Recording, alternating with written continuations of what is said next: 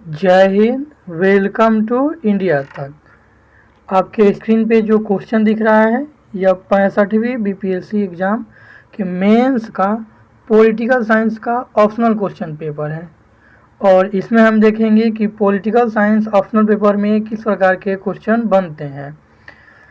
यह वीडियो नए छात्रों साथ ही पुराने छात्रों के लिए हेल्पफुल होगा। जो नए छात्र ऑप्शन अभी चुने नहीं है वे चुनना चाहते हैं तो इस वीडियो को देख करके वे समझ पाएंगे कि पॉलिटिकल साइंस से किस प्रकार से क्वेश्चन पूछे जाते हैं, पॉलिटिकल साइंस और इंटरनेशनल रिलेशन से। साथ ही जो लोग पॉलिटिकल ऑप्शन चुन लिए हैं उनके लिए हेल्पफुल होगा क्योंकि वे इसको देख करके प्रीवियस ईयर सॉल्व कर पाएंगे। तो यह 65वीं बीपीएससी कि मेंस का अर्थात मुख्य परीक्षा का पॉलिटिकल साइंस का ऑप्शनल क्वेश्चन पेपर है पीएसआईआर का। पॉलिटिकल साइंस को लिखने के लिए आपको कुल 3 घंटे का समय मिलता है। कितने? 3 घंटे का। पॉलिटिकल साइंस या कोई भी ऑप्शनल पेपर आपको लिखने के लिए 3 घंटे का समय मिलता है और इन 3 घंटे में आपको कुल 6 प्रश्नों के उत्तर देने होते हैं। 3 घंटे में 6 प्रश्न के उत्तर देने होंगे आपको, जो कि कुल मिलाकर के 300 मार्क्स का होगा, अर्थात एक क्वेश्चन 50 मार्क्स का। यह प्रश्न पत्र 2 भाग में बटा हुआ होता है। कितने भाग में? 2 भाग में। कुल 12 प्रश्न होते हैं। इन 12 प्रश्नों में 2 भाग में बटा हुआ होता है, फर्स्ट भाग और सेकेंड भाग। इस फर्स्ट भाग में कुल 6 क्वेश्चन होते हैं जिसमें से आपको 3 क्वेश्चन का जवाब देना होता है। सेकेंड पार्ट में भी 6 क्वेश्चन होता है जिसमें से आपको 3 क्वेश्चन का जवाब देना होता है। तो इस तरह से 12 क्वेश्चन में आपको 6 क्वेश्चन का जवाब देना है और इन 6 क्वेश्चन को ही आपको पूरे 3 घंटे दिए जाएंगे और 300 मार्क्स का यह एग्जाम होगा। आइए हम इंस्ट्रक्शन देख लेते हैं, अनुदेश पढ़ लेते हैं। इसमें जो भी ये 12 क्वेश्चन हैं उन सभी प्रश्नों के अंक समान है। सभी प्रश्नों के अंक समान है, अर्थात सभी प्रश्न सेम नंबर ऑफ मार्क्स के हैं। प्रत्येक खंड से 3 प्रश्न चुनते हुए, अर्थात हमने बताया कि 2 खंड है, इन दोनों खंड से प्रत्येक से 3 खंड प्रश्न चुनते हुए। ध्यान रखिएगा ये सिर्फ पीएसआईआर में ही 2 खंड होते हैं, बाकी हिस्ट्री में जाइएगा तो 3 से 4 खंड है। तो प्रत्येक खंड के से 3 प्रश्न चुनते हुए कुल 6 प्रश्न के उत्तर आपको देने होते हैं। परीक्षार्थी को यथासंभव अपने शब्दों में उत्तर देना होता है।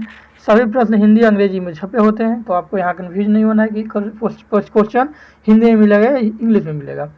यदि हिंदी भाषा में कोई संदेह हो तो अंग्रेजी भाषा को ही प्रमाणिक माना जाता है। एक ही प्रश्न के विभिन्न भागों का उत्तर अनिवार्य रूप से एक साथ लिखा जाए, उनके बीच में अन्य प्रश्नों के उत्तर नहीं लिखा जाए। अर्थात जैसे कि आप 3 नंबर क्वेश्चन लिख रहे हैं तो 3 नंबर क्वेश्चन के साथ आपको इसके जितने भी पार्ट 1 है, पार्ट 3 का ए बी जो भी है उसको एक साथ लिख लेना है। आपको ऐसा बिल्कुल भी नहीं करना है कि 3 को हम कुछ क्वेश्चन का आंसर यहाँ लिख दिए और फिर 4 लिख लिए और फिर बाद में हमने 3 का बी करके लिखा। तो ऐसा करिएगा तो मार्क्स नहीं मिलेगा। आपको ये बात ध्यान रखना है। साथ ही ये भी ध्यान रखना है कि प्रत्येक ग्रुप से आपको, जैसे पार्ट 1 है और पार्ट 2 है, तो पार्ट 1 और 2 से आपको 3-3 क्वेश्चन का लिखना है। ऐसा नहीं कि आप यहाँ से 4 लिख दें, यहाँ से 2, तो ऐसा बिल्कुल नहीं कर सकते हैं। चलिए अब क्वेश्चन क्या है तो क्वेश्चन देख लेते हैं कि क्वेश्चन क्या क्या पूछा गया है। पहला क्वेश्चन है, स्क्रीन पर आपको दिख रहा होगा। पहला क्वेश्चन है, राजनीतिक विज्ञान की प्रकृति और उसके क्षेत्र का संक्षिप्त विवेचन कीजिए तो और परीक्षण कीजिए कि किस सीमा तक उसे विज्ञान माना जा सकता है। ध्यान दीजिएगा, क्वेश्चन बोल रहा है कि राजनीतिक विज्ञान की प्रकृति और उसके क्षेत्र का संक्षिप्त विवेचना कीजिए। तो राजनीतिक विज्ञान की प्रकृति कैसी है, वो उसका नेचर कैसा है, उसका जो क्षेत्र है उसके क्षेत्र में क्या क्या आता है, इसकी विवेचना करना है आपको और परीक्षण करना है कि किस सीमा तक इसे साइंस माना जा सकता है। अगला क्वेश्चन है, मैकियावेली के राजनीतिक और नैतिकता संबंधी विचारों का विवेचना कीजिए।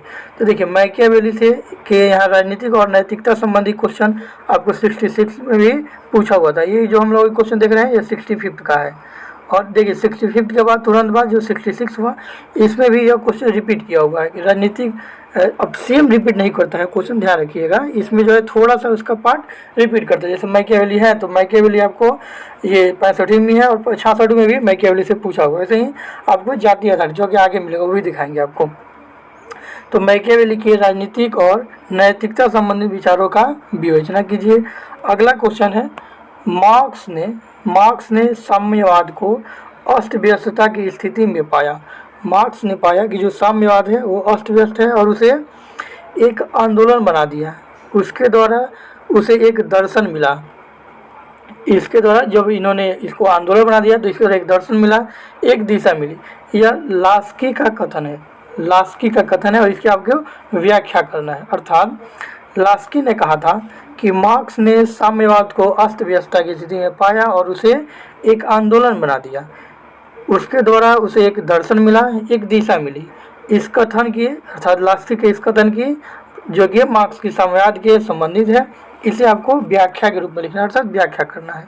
अगला क्वेश्चन है तुलनात्मक राजनीति के परंपरावादी दृष्टिकोण का आलोचनात्मक परीक्षण कीजिए। देखिए तुलनात्मक राजनीति आपको भी 66 में मिल जाएगा, तो कुछ क्वेश्चन आपको रिपीटेड मिलेंगे ही मिलेंगे। तो यहाँ आपको देखना है तुलनात्मक राजनीति के परंपरावादी दृष्टिकोण का आलोचनात्मक परीक्षण करना है। तो ये 4 नंबर क्वेश्चन हो गया। 5वां नंबर क्वेश्चन देखते हैं। राज्य के नीति निर्देशक तत्व भारत के सामाजिक आर्थिक विकास में किस प्रकार योगदान देते हैं। तो ये डायरेक्ट डीपीएससी अर्थात कॉन्स्टिट्यूशन से क्वेश्चन पूछा हुआ है कि आपको जो राज्य के नीति निर्देशक तत्व है अर्थात direct principle of state policy है, ये भारत के सामाजिक आर्थिक विकास में किस प्रकार योगदान देते हैं। अगला क्वेश्चन है भारतीय राजनीति में जाति की भूमिका को स्पष्ट कीजिए। देखिए ये क्वेश्चन इंग्लिश में भी है लेकिन हम हिंदी में पढ़ रहे हैं कि ज़्यादातर बीपीएससी के स्टूडेंट हिंदी वाले ही होते हैं, आप इंग्लिश में भी इसे पढ़ सकते हैं। तो भारतीय राजनीति में जाति की भूमिका को स्पष्ट करना है। ये सेम क्वेश्चन मतलब इसी से रिलेटेड पूरा कि जाति को आपको वर्तमान राजनीति से रिलेट करके दिखाना था। ये 66 में भी पूछा गया, तो 65 का क्वेश्चन 66 में रिपीट भी हुआ है।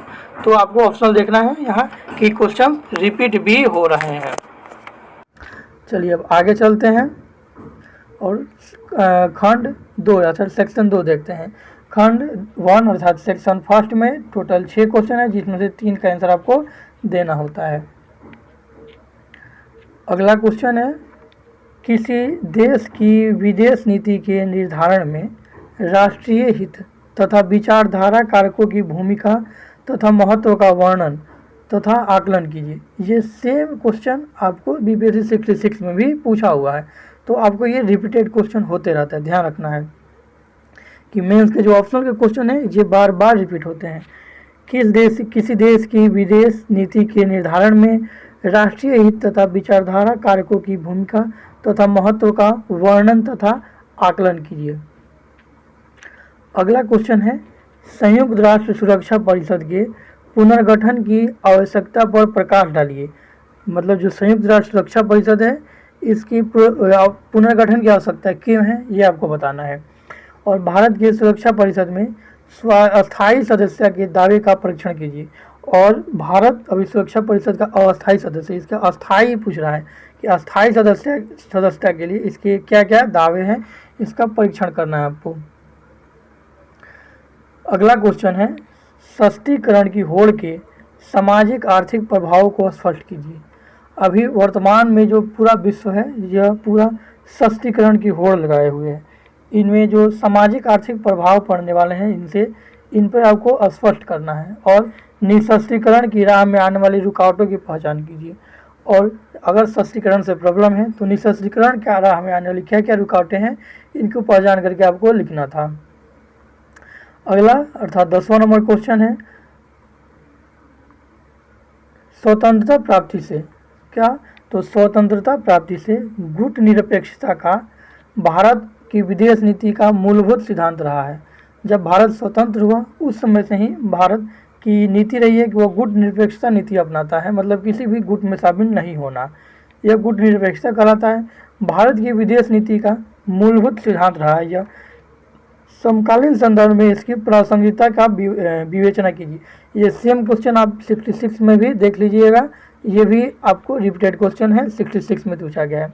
अभी जो हम लोग बना रहे हैं ये 65 का है और 66 में हम बता रहे हैं कि यह रिपीटेड है। ये 65वीं का क्वेश्चन अभी हम लोग बना रहे हैं और 66वीं का यह में भी यह रिपीट किया गया है। चलिए अब देखते हैं।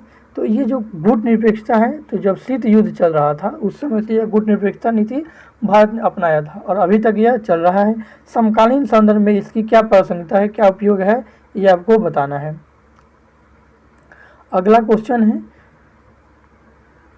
क्षेत्र में एक बड़ी आर्थिक शक्ति के रूप में उभरते हुए भारत के प्रकाश में भारत चीन संबंधों का परीक्षण कीजिए। यह भी प्रीवियस ईयर का पूछा है कि भारत चीन क्षेत्र में या जो इस एशिया पैसिफिक क्षेत्र है, इस क्षेत्र में एक बड़ी आर्थिक शक्ति के रूप में उभरते हुए भारत के प्रकाश में, मतलब भारत के रिलेटेड में भारत चीन संबंधों का पुनरीक्षण या परीक्षण करना था। 12वां और लास्ट क्वेश्चन है, भारत की नाभिकीय नीति का आलोचनात्मक परीक्षण कीजिए।